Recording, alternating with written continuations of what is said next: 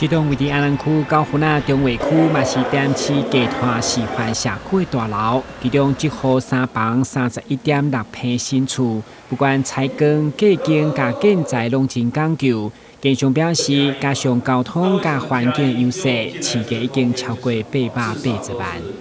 之前就有送过一次所谓一个豪宅，那这一次也是由2个工会选中这个标的。那这个标的最主要的特色就是它位于我们台南唯一的一个立建筑的一个示范从化区。那这个从化区不但是台南唯一，也是我们全国所做第一个。据说台南2大不动产公会为了响应中央5倍券甲台南购物节联手管出来，嘛互购物节的区长增加到2间新厝。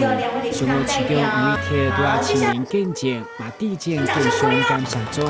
欢迎全台民众拢来台南旅游消费，只要满100块就有机会成为这间厝的主人。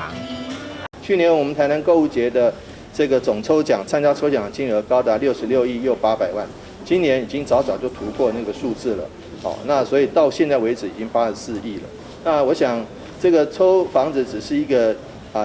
只是一个媒介哈。那但是最重要的第一个，购物节本身它的内容要好，也就是说许多的好物、许多的美食、许多的住宿或者许多的优质的旅游行程。都值得大家一来再来，然后里面的东西也都很好，那值得大家一买再买。第二个，它豪宅本身，我们不是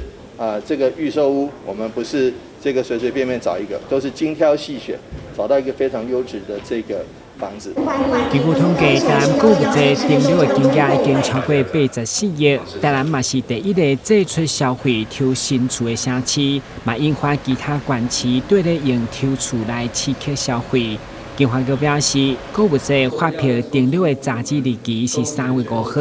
，2间全新的厝3月12号，嘛将伫3进奥莱豪华广场正式抽奖。台南新闻郭文吉采访报道。